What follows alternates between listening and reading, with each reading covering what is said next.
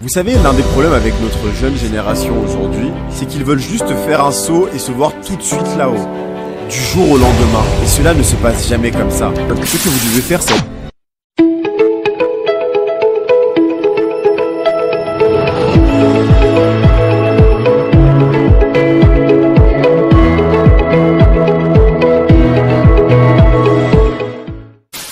Je suis actuellement en train de faire un master en administration publique à la Harvard Kennedy School of Government. Actuellement, je suis intéressé par la fondation Alamelo, ici à Lagos au Nigeria. Ils font beaucoup de travail dans les entreprises privées et ils cherchent du coup en quelque sorte à financer l'entrepreneuriat en Afrique. Et ils voient vraiment l'entrepreneuriat comme la manière de s'élever, ce qui est totalement en ligne avec ce que je pense. Donc si je souhaite être le prochain Dangote de l'Afrique, qu'est-ce que je dois faire? Quels conseils pouvez-vous me donner pour devenir comme vous? C'est une question très difficile. Vous savez, je vais certainement devoir vous facturer. Leçon numéro 1. La chose à savoir, si jamais vous souhaitez être le prochain Dangote, c'est que vous devez avoir un vraiment très gros cœur. Vous allez devoir prendre pas mal de risques. Attention, des risques calculés. La première chose à faire, c'est de vous assurer que vous êtes honnête. Vous devez être sûr de ne pas détruire votre nom. Et vous savez, votre nom est extrêmement important. C'est l'actif le plus précieux que vous avez, votre nom. Vous savez, si vous n'avez pas un bon nom, même les banques, qu'importe à quel point vous êtes grand, ils ne vont pas vouloir faire de business avec vous et vous toucher. Donc vous devez vous assurer d'avoir un nom très propre. Et la troisième chose, et c'est très important, écoutez-moi bien, vous devez être sûr de toujours vous dire rien n'est impossible. Une fois que vous vous dites que rien n'est impossible, cela veut dire que vous pouvez en effet réaliser votre objectif. Pour être Dangote également, vous allez avoir besoin d'un peu de chance, mais le travail acharné crée la chance. Ou pourquoi est-ce que cela se passe? Et qu'est-ce que le gouvernement ou des gens comme vous peuvent faire pour créer cette classe moyenne? Au Nigeria, je pense honnêtement que la corruption, effectivement, est l'une des raisons à cela. Le fait de ne pas créer de classe moyenne. Mais vous savez, si vous regardez précisément, la force de travail à elle seule peut créer beaucoup de classes moyennes.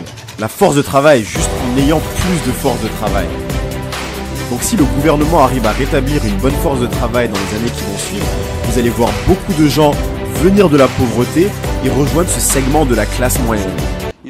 Vous savez, il y a eu cette étude qui était, je ne sais plus, du gouvernement ou de Goldman Sachs, je ne sais plus, qui disait si nous arrivons à avoir simplement 1 heure en plus de force de travail, notre PIB va croître de 9%.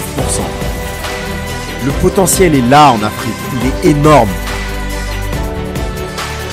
Ces informations comme quoi Dangote a le monopole sur tout et qu'il n'y a pas de compétition, ce qui n'est pas du tout sain pour notre pays, quelle est votre opinion là-dessus? Vous savez, la question n'est pas vraiment de savoir si Dangote a un monopole, parce que Dangote honnêtement n'a pas réellement de monopole. Nous sommes une entreprise qui croit réellement dans le Nigeria et dans l'Afrique. Parce que nous y croyons beaucoup, nous allons et nous investissons toujours énormément.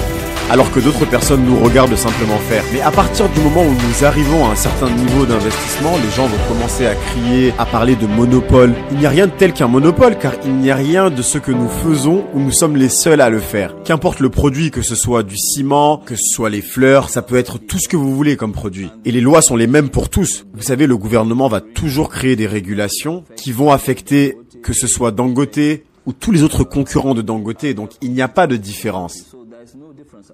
Ce n'est pas une question de savoir si oui ou non il y a un monopole. Je sais que cela peut y ressembler parce que les gens ne s'investissent pas. Et si tu n'investis pas, tu ne vas pas être forcé à participer au business. Mais si par contre tu investis, tu sais, c'est un terrain de jeu qui est plutôt équitable. Si par exemple tu es une compagnie chinoise et que tu décides de venir dans le business dans lequel nous sommes, nous n'avons aucun pouvoir pour t'arrêter et t'empêcher de le faire.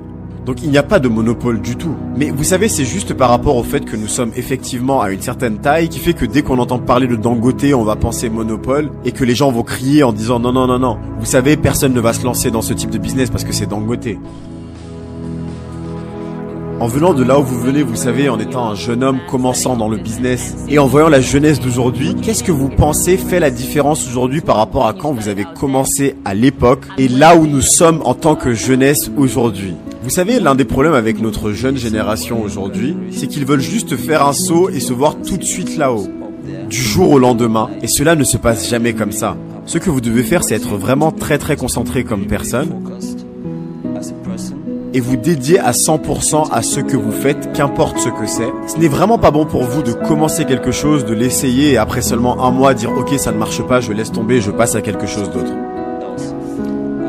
Je pense que vous devriez être vraiment très concentré sur ce que vous faites. Une fois que vous croyez vraiment dans ce que vous faites, vous ne devriez jamais prendre un business ou un job comme quelque chose que vous devez faire. Vous devez vraiment le prendre comme le fait que cela fait partie de vos loisirs, de vos passe-temps. Vous allez le faire beaucoup mieux. Quelles clés diriez-vous ont été les clés de votre succès? Le travail acharné. Je crois vraiment que nous sommes une entreprise très concentrée. Nous ne nous lançons jamais.